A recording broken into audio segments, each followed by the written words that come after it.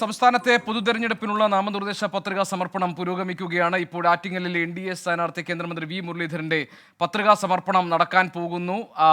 V മുരളീധരനൊപ്പം ഞങ്ങളുടെ പ്രതിനിധി Alex Ram Muhammad കൂടിയുണ്ട്. അലക്സ്, നാമനിർദ്ദേശ പത്രികാ സമർപ്പണത്തിനായി വി മുരളീധരൻ പോവുകയാണല്ലോ, എന്തൊക്കെയാണ് വിവരങ്ങൾ?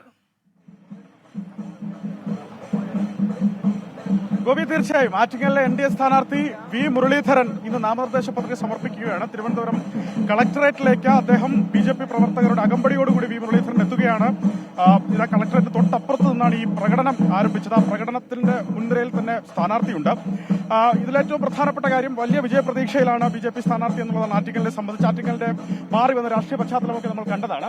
വി മുരളീധരൻ തന്നെ നമുക്കൊപ്പം ഉണ്ട്. നമുക്ക് സ്ഥാനാർത്ഥിയോട് തന്നെ ചോദിക്കാം, ഈ പ്രചരണത്തിന്റെ ഒരു രണ്ടാം ഘട്ടത്തിലേക്ക് കടന്നു കഴിഞ്ഞു, അത് പൂർണ്ണമാകാറായി.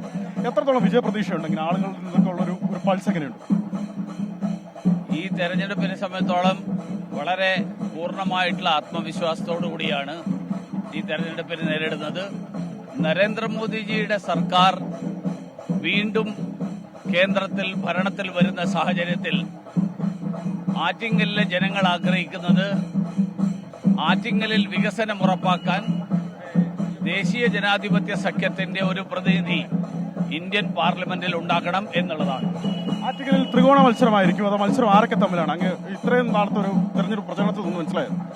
തീർച്ചയായിട്ടും ഒരു പൂർണ്ണമായ അർത്ഥത്തിലുള്ള ത്രികോണ മത്സരം തന്നെയാണ് ആറ്റിങ്ങലിൽ നടക്കുന്നത്. മറ്റൊന്ന്, ഇന്നിപ്പോൾ ബിനോയ് വിശ്വം അടക്കമുള്ള നേതാക്കൾ പ്രതികരിച്ചത്, ഇടതുപക്ഷം LDF ഉള്ളിടത്തോളം കാലം കേരളത്തിൽ BJPക്ക് അക്കൗണ്ട് തുറക്കാൻ അനുവദിക്കില്ല, അവർ പൊളിറ്റിക്കലി അതിനെ കൃത്യമായി നേരിടും എന്നൊരു പ്രസ്താവന അത് പിണറായി വിജയൻ നടത്തുന്നുണ്ട്, MP ഗോവിന്ദൻ നടത്തുന്നുണ്ട്. ബിനോയ് വിശ്വവും ഇന്നിപ്പോൾ അത്തരത്തിലൊരു പ്രസ്താവന നടത്തിയിട്ടുണ്ട്. ഇടതുപക്ഷത്തിന്റെ പ്രസക്തി തന്നെ ലോകം മുഴുവൻ നഷ്ടപ്പെട്ട് കഴിഞ്ഞ സാഹചര്യത്തിൽ കേരളത്തിൽ ഞങ്ങൾ ഇടതുപക്ഷമാണെന്ന് പറയുന്നതിൽ തന്നെ അർത്ഥമില്ലല്ലോ. കാരണം ഇടതുപക്ഷം എന്ന് പറയുന്നത് പേരിന് മാത്രമാണ്, അതിനപ്പുറത്തൊന്നുമില്ല.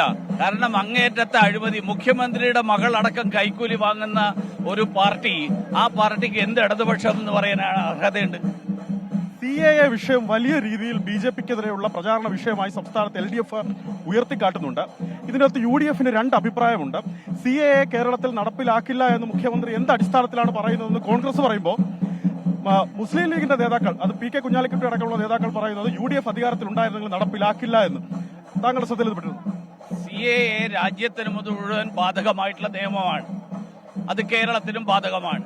പക്ഷേ CAAയുടെ വിഷയങ്ങൾ കേരളത്തിൽ പ്രസക്തമല്ലാതാകുന്നത് കേരളത്തിൽ പാകിസ്ഥാനിൽ നിന്നോ ബംഗ്ലാദേശിൽ നിന്നോ അഫ്ഗാനിസ്ഥാനിൽ നിന്നോ വന്ന് പൗരത്വത്തിനു വേണ്ടി അപേക്ഷിച്ചവരായിട്ട് ആരും ഇതുവരെ ഉള്ളതായിട്ട് അറിവില്ല. എത്രത്തോളം വിജയപ്രതീക്ഷയിലാണ്? പൂർണ്ണമായിട്ടുള്ള വിജയപ്രതീക്ഷ. അത്തരത്തിൽ വി മുരളീധരൻ അദ്ദേഹത്തിന്റെ വിജയപ്രതീക്ഷയാണ് ഗോപി പങ്കുവച്ചത്. പൂർണ്ണമായ വിജയപ്രതീക്ഷയിലാണ്. ഈ ഉയർത്തിക്കാട്ടുന്ന തെരഞ്ഞെടുപ്പ് വിഷയങ്ങളൊന്നും, അതായത് CAA അടക്കമുള്ള വിഷയങ്ങളൊന്നും ഇവിടെ ഏശില്ല എന്നാണ് അദ്ദേഹം പറയുന്നത്. ഇതിലേറ്റവും പ്രധാനപ്പെട്ട കാര്യം, ഇന്ന് അദ്ദേഹം പത്രിക സമർപ്പിക്കുന്നുണ്ട്. ആകെ 4 സെറ്റ് പത്രികയാണ് വി മുരളീധരൻ സമർപ്പിക്കുന്നത്. അതിൽ ഒരു സെറ്റാണ് ഇന്ന് സമർപ്പിക്കുക. ഏപ്രിൽ മാസം 3-ാം തീയതിയാണ് ഈ ആറ്റിങ്ങൽ മണ്ഡലത്തിലെ LDF സ്ഥാനാർത്ഥി വി ജോയ് പത്രിക സമർപ്പിക്കുന്നത്.